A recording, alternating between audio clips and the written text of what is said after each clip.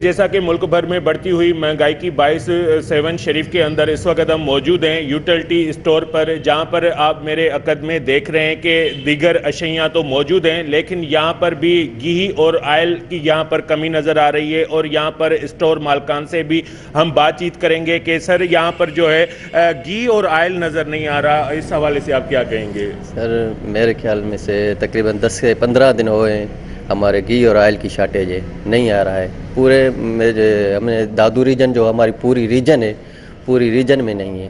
تو سر یہ باہر تو مل رہا ہے، پھر سرکاری یہ یوٹیلٹی اسٹور پہ لیکن اس کا ہمیں معلوم نہیں کہ اس وجہ سے نہیں آ رہا، لیکن ہمارا جو گودام ہے مین گودام وہاں پہ ہی نہیں ہے۔ اور سر آٹا آ رہا ہے؟ آٹا آ رہا ہے، اور آٹا کیا کیا آ رہا ہے؟ اور ٹوٹل آئٹم آ رہا ہے، چینی بھی موجود ہے، دالیں چاول بھی موجود ہے، آٹا بھی موجود ہے، جنرل آئٹم بھی ٹوٹل ہے، صرف گھی اور آئل کی کمی ہے بس۔ تو اس کی وجہ کیا نئے ریٹ کی وجہ ہے؟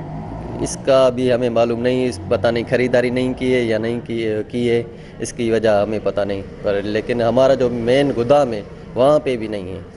جیسا کہ یہاں پر آپ موجود یوٹیلٹی اسٹور مالکان کی بھی باتیں سن رہے ہیں کہ یہاں پر شہر میں تو جو ہے عام دکانوں پر گھی آئل نظر آ رہا ہے، لیکن یہاں پر اس وقت یوٹیلٹی اسٹور پر موجود ہیں تو یہاں پر اسٹور مالکان سے جب ہم نے بات کی تو ان کا کہنا ہے کہ جیسے ریٹ مقرر ہوتے ہیں تو 2 ماہ تک جو ہے ہمیں آئل اور گھی نہیں دیا جا رہا، تو ہم غریب عوام جو یہاں پر لینے آتے ہیں تو ان کو کیا دیں؟